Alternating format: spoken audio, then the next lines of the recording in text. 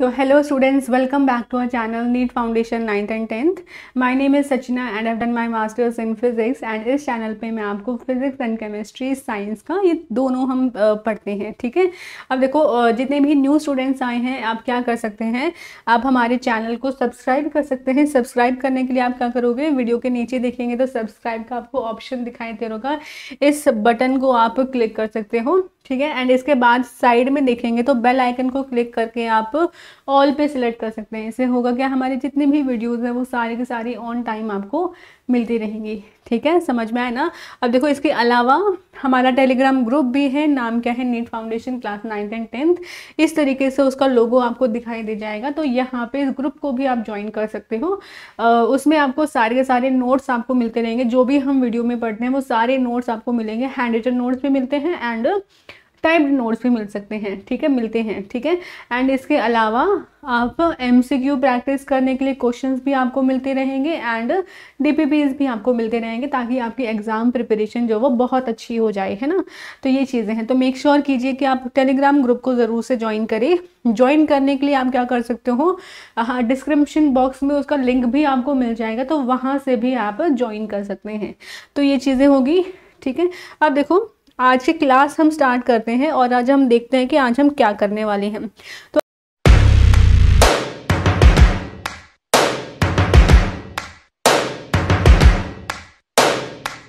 हम कर रहे हैं क्लास 9th का चैप्टर नंबर 4 साइंस का स्ट्रक्चर ऑफ एन एटम। ये चैप्टर जो है वो हम कंटिन्यू कर रहे हैं। आज का ये जो है ये 5th लेक्चर है, 4th या 5th है, चेक कर लेना। तो इससे पहले कुछ लेक्चर्स आ चुके हैं, तो वो सारे लेक्चर्स आप मेक श्योर करो कि वो सारे लेक्चर्स आप देख लो, ताकि ये चैप्टर जो है आपको आसानी से अच्छे से समझ में आए, ठीक है। ये समझ में आया, ठीक है। अब देखो आज हम क्या करने वाले हैं, लास्ट क्लास में हमने Rutherford model of an atom, इसका एक्सपेरिमेंट हमने देखा था कि एक्सपेरिमेंट में क्या किया गया था और क्या उसके रिजल्ट्स मिले थे। अब जो रिजल्ट्स मिले थे उसके बेसिस पे रदरफोर्ड ने एक मॉडल दिया था, और मॉडल पे, ठीक है, रदरफोर्ड का जो मॉडल है उन्होंने वो डिस्कस किया था और उसी के बेसिस पे उन्होंने एक न्यूक्लियर मॉडल दिया था, ठीक है। रदरफोर्ड का जो मॉडल है उसको न्यूक्लियर मॉडल बोला जाता है और उसका एक और नाम है रदरफोर्ड्स प्लैनेटरी मोशन, ठीक है। तो इन दोनों प्लैनेटरी मोशन मॉडल, ठीक है, इस बेसिस पे उन्होंने मॉडल अपना दिया था, ठीक है। तो अभी देखो, अभी हम अपनी क्लास जो है वो स्टार्ट करते हैं, ठीक है। अब यहाँ पे देखो ये हो गया, तो उनके एक्सपेरिमेंट्स हमने देख लिया था कि कुछ पार्टिकल्स सीधे सीधे निकल गए थे, कुछ पार्टिकल, काफ़ी सारे पार्टिकल्स जो वो बिना स्कैटर किए, बिना डिफ्लेक्ट हुए सीधे सीधे निकल गए थे। कुछ पार्टिकल्स ऐसे थे जिन्होंने स्मॉल डिफ्लेक्शन शो किया था एंड 1 या 2 पार्टिकल्स अल्फा पार्टिकल्स ऐसे थे जिन्होंने काफ़ी लार्ज डिफ्लेक्शन, ऑलमोस्ट वो रिबाउंड कर गए थे और वापस अपना रास्ता सेम रास्ते पे वापस चले गए थे, है ना। अब यहाँ पे देखो ये जो एक्सपेरिमेंट थे ये कितने ज़्यादा यूनिक थे, इसको समझने के लिए देखो आपकी NCERT बुक में बड़ा अच्छा सा प्यारा सा एक एग्जाम्पल दिया गया है। एंड क्या एग्जाम्पल दिया गया है इसे देखो, इसको ध्यान से समझोगे कि जो उन्होंने बाद में रिजल्ट लिए वो किस बेसिस पे लिखे, इसको समझोगे। देखो उन्होंने क्या बोला, एग्जाम्पल सोचोगे, let a child stand in front of a wall, ठीक है, विद हिज आइज क्लोज्ड। तो इमेजिन करना यहाँ पे कि एक, मान लो कि एक चाइल्ड जो है एक वॉल के सामने खड़ा हुआ है, ठीक है, और उसने अपनी क्या है, अपनी आइज क्लोज कर रखा है। अब वो क्या कर रहा है, उसके हाथ में बॉल है, स्टोन्स हैं, और वो बॉल उस वॉल पे थ्रो कर रहा है, ठीक है। उसकी आइज क्लोज है, तो उसको कैसे पता चलेगा कि बॉल जो है वो वॉल पे हिट करी है, जब उसे आवाज़ सुनाई देगी, जब उसे साउंड सुनाई देगी तब उसे पता लगेगा कि जो बॉल है वो वॉल, जो स्टोन्स हैं वो वॉल पे हिट करी है ना। अब यहाँ पे देखो ही विल, तो यही लिखा है, he will hear a sound when each stone strikes the wall. If he repeats 10 times, अगर वो इसी चीज़ को 10 टाइम्स रिपीट करता है तो उसको 10 टाइम्स साउंड सुनाई देगी। But if a blindfolded child were to throw stones at a barbed wire fence, लेकिन अब मान लो कि को ब्लाइंड फोल्डेड चाइल्ड है वो थ्रो कर रहा है, ठीक है, फेंस पे, यानी कि अब सामने जो है वो वॉल नहीं है बल्कि फेंस है। अब क्या इमेजिन, क्या एक्सपेरिमेंट मिलेगा, क्या रिजल्ट मिलेगा। देखो जब वो फेंस पे थ्रो करेगा तो उस टाइम पे मोस्ट ऑफ द स्टोन्स जो वो सीधा सीधा निकल जाएंगे, पार निकल जाएंगे उसको पास करके, और उसे कोई भी साउंड जो है मोस्ट ऑफ द टाइम्स जो है वो नहीं सुनाई देगी। ठीक है, क्यों नहीं सुनाई देगी? बिकॉज जो आगे की तरफ जहाँ पे वो थ्रो कर रहा है, जो टारगेट है उसका, वो क्या है, वहाँ पे काफ़ी सारा गैप है। ठीक है, अब काफ़ी सारा गैप है, तभी वो जो स्टोन है वो सीधा सीधा निकल गया था। अब यही चीज़ आप क्या कर सकते हो अपने एटम पे, ये जो रदरफोर्ड का जो एक्सपेरिमेंट था उस पे भी अप्लाई कर सकते हो। तो यहाँ पे देखो, जब रदरफोर्ड का ये जो एक्सपेरिमेंट किया गया था तो ये बोला गया था कि जो अल्फा पार्टिकल्स हैं, क्या देखा गया था कि जो most of the alpha particles है वो सीधा सीधा निकल गए थे। अब सीधा सीधा क्यों निकले हैं? बिकॉज ज़रूर एटम के अंदर काफ़ी सारा एम्प्टी स्पेस होगा, और उसी एम्प्टी स्पेस की वजह से ही हमारे जो अल्फा पार्टिकल्स है वो सीधा सीधा निकल गए थे।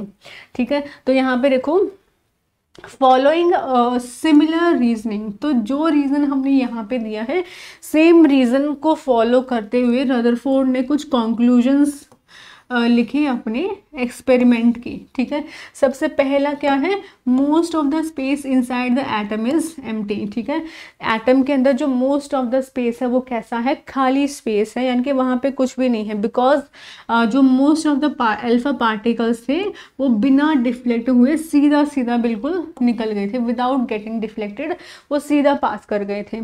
इतना अच्छे से समझ में आया। अब देखो सेकेंड क्या है, सेकेंड एक्सपेरिमेंट का रिजल्ट क्या था उनका, कि कुछ पार्टिकल्स ऐसे थे जो कि छोटा सा डिफ्लेक्शन शो कर रहा था, है ना, छोटा सा डिफ्लेक्शन एंगल था उनका। तो उन्होंने सेकंड कंक्लूजन क्या बोला, very few particles were deflected from there path indicating that the positive charge of the atom occupies very large space.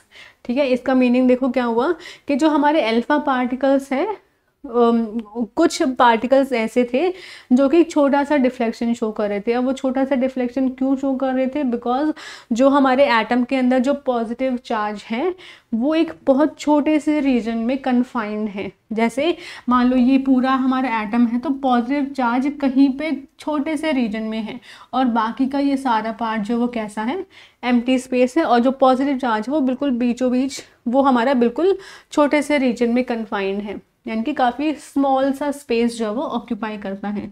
ठीक है, ये समझ में आया। अब थर्ड पॉइंट उन्होंने क्या बोला, a very small fraction of alpha particles were deflected by 180 degree. कुछ बहुत कम ऐसे अल्फा पार्टिकल्स थे जो कि 180 डिग्री के एंगल से डिफ्लेक्ट बैक हो गए थे, indicating that the positive charge and the mass of the gold foil were concentrated in a very small volume with in the atom. कुछ उन्होंने क्या बोला था कि जो हमारा अल्फा पार्टिकल्स है वो कुछ ही अल्फा पार्टिकल्स ऐसे थे जो कि 180 डिग्री का डिफ्लेक्शन शो कर रहे थे। ये क्या इंडिकेट करता है कि जो हमारा पॉजिटिव चार्ज है और हमारे गोल्ड एटम का जो मास है वो बहुत छोटे से, बहुत स्मॉल वॉल्यूम वो ऑक्यूपाई कर रहा है हमारे एटम के अंदर।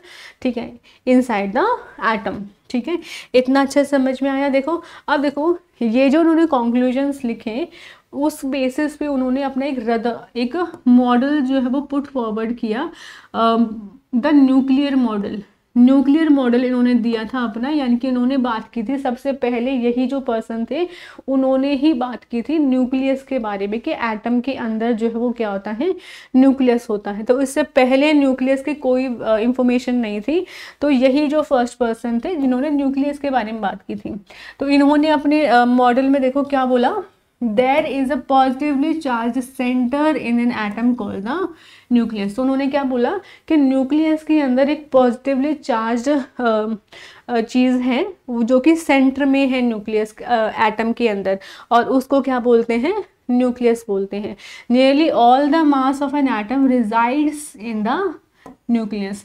एटम का जितना भी मास है वो सारा का सारा कहाँ पे होता है, न्यूक्लियस के अंदर होता है। यानी कि न्यूक्लियस के अंदर जो इलेक्ट्रॉन्स हैं उनका नेग्लिजिबल मास है। ठीक है, यानी कि जितना भी मास बनता है एटम का वो उसके न्यूक्लियस की वजह से बनता है, वो उसके प्रोटॉन्स की वजह से बन सकता है, ये मान सकते हैं ना। अब देखो नेक्स्ट आता है third point, the second point, the electrons revolve around the nucleus in circular paths. ठीक है। सेकंड पॉइंट उन्होंने क्या बोला कि जो इलेक्ट्रॉन्स हैं वो न्यूक्लियस के चारों तरफ क्या करते हैं, रिवॉल्व करते हैं सर्कुलर पाथ में। सर्कुलर पाथ ये जो है उनको क्या बोला जाता है, ऑर्बिट्स बोला जाता है, ठीक है। यानी कि जो हमारे इलेक्ट्रॉन्स हैं वो न्यूक्लियस के चारों तरफ अपने ऑर्बिट्स में घूम रहे हैं, ठीक है। अब नेक्स्ट आता है, देखो the size of the nucleus is very small as compared to the size of the atom। Atom के साइज को कंपेयर करो और न्यूक्लियस के साइज को कंपेयर करो, तो दोनों के साइज में का जब कंपैरिजन करते हैं उसमें बहुत ज़्यादा डिफरेंस होता है। न्यूक्लियस काफ़ी स्मॉल होता है as compare to the atom. इस तरीके से मान सकते हो जैसे ये बड़ा सा एक एटम है, इसके अंदर बिल्कुल पॉइंट साइज का न्यूक्लियस होगा और जितना भी मास होगा वो सारा कहाँ पे होगा, न्यूक्लियस के अंदर होगा, ठीक है। इतना समझ में आया। अब देखो बाद में कुछ ऐसी चीज़ें आई थी जिसकी वजह से जो रदरफोर्ड मॉडल है वो कुछ चीज़ों को एक्सप्लेन नहीं कर पाया था, ठीक है। कुछ ऐसी चीज़ें थी जिसको रदरफोर्ड मॉडल जो है एक्सप्लेन नहीं कर पाया था, तो यहीं से आते हैं drawbacks of the Rutherford model, ठीक है, ऑफ द एटम। और इन्हीं ड्रॉबैक्स की वजह से ही जो रदरफोर्ड मॉडल है वो बाद में फेल कर गया था, ठीक है, बिकॉज कुछ चीज़ों को ये एक्सप्लेन नहीं कर पाया था। तो क्या क्या ड्रॉबैक्स हैं देखो वो देखते हैं।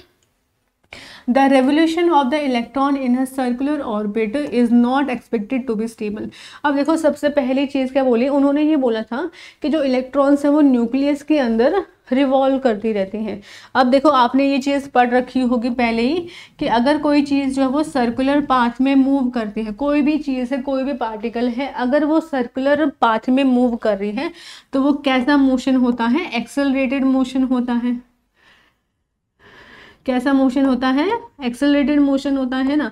अब यहाँ पे भी देखो जो हमारे इलेक्ट्रॉन्स हैं, इलेक्ट्रॉन्स साइज में काफ़ी स्मॉल होते हैं, ठीक है। जब इलेक्ट्रॉन्स अपने सर्कल में, अपने सर्कुलर ऑर्बिट में मूव कर रहे हैं तो मोशन के टाइम पे, सर्कुलर मोशन, एक्सेलरेटेड मोशन के टाइम पे क्या होगा, जो इलेक्ट्रॉन्स हैं वो कुछ एनर्जी एमिट आउट करते रहेंगे अंदर से। यानी कि हर बार जब तक वो रिवॉल्व करते रहेंगे तो उस टाइम पे क्या होगा, जो हमारे इलेक्ट्रॉन्स है वो कुछ एक्नर्जी लूज करते रहेंगे, है ना, लगातार एनर्जी लूज करते रहेंगे। तो यही लिखा है, any particle in a circular orbit would undergo acceleration।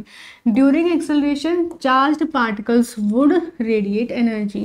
तो acceleration के टाइम पे जब वो मूव करते हैं तो चार्ज पार्टिकल्स जो वो एनर्जी रेडिएट करते हैं, यानी कि एनर्जी को एमिट आउट करते हैं, लूज करते हैं। तो इसकी वजह से क्या होगा, अब देखो जैसे यहाँ पे न्यूक्लियस है और यहाँ पे इस ऑर्बिट में हमारा इलेक्ट्रॉन जो है वो लगातार रिवॉल्व कर रहा है। अब इमेजिन कर सकते हो, अब हमारा इलेक्ट्रॉन जो है वो सर्कल में मूव कर रहा है तो ये अपनी एनर्जी को लूज़ कर रहा है। लूज़ करने की वजह से लगातार क्या होगा, इसकी एनर्जी कम होती जाएगी एंड एक पॉइंट ऐसा आएगा जब इसकी सारी एनर्जी ख़त्म हो जाएगी और जो हमारा इलेक्ट्रॉन है वो न्यूक्लियस से जाकर के कोलाइड कर जाएगा, उससे टकरा जाएगा, ठीक है। अब जैसे ही इलेक्ट्रॉन न्यूक्लियस से टकरा जाएगा हमारा एटम जो है वहीं पे ख़त्म हो जाना चाहिए था। तो एटम तो इस अकॉर्डिंग क्या है कि एटम जैसी कोई चीज़ जो वो होनी नहीं चाहिए थी, लेकिन जो हमारा एटम है वो एक्चुअल में काफ़ी ज़्यादा स्टेबल है, ठीक है। अगर इसके बारे में देखें कि सारी एनर्जी को लूज़ करके न्यूक्लियस में आ जाए तो हमारा एटम जो वो हाईली अनस्टेबल होना चाहिए था, ठीक है। और मैटर जैसी कोई चीज़ जो है वो एग्जिस्ट नहीं करनी चाहिए थी, लेकिन हमें ये पता है कि एटम जो है वो काफ़ी ज़्यादा स्टेबल होता है, यानी कि इलेक्ट्रॉन्स जो है वो अपने ऑर्बिट में ही घूमते रहते हैं, वो न्यूक्लियस में एक्चुअल में आते नहीं हैं, ठीक है। तो ये ऐसा क्यों नहीं होता है, इसको रदरफोर्ड जो है वो एक्सप्लेन नहीं कर पाए थे। और वह जब इसको एक्सप्लेन नहीं कर पाए तो बाद में ये मॉडल जो है वो फेल हो गया था। एंड बाद में एक न्यू साइंटिस्ट थे नील बोहर, उन्होंने क्या किया था, ये जो ड्रॉबैक है ये एक्सप्लेन नहीं कर पाया था उसको इन्होंने एक्सप्लेन किया था। तो इसके बाद कौन सा आया था, रदरफोर्ड मॉडल के बाद कौन सा आया, Bohr's model of an atom, ठीक है। तो ये जो बोहर मॉडल है ये हम करने वाले हैं नेक्स्ट क्लास में। अभी तक आपको क्या करना है, अभी तक जितना भी हमने पढ़ा है वो सारा का सारा आप रिवाइज करेंगे। Okay students, bye and take care.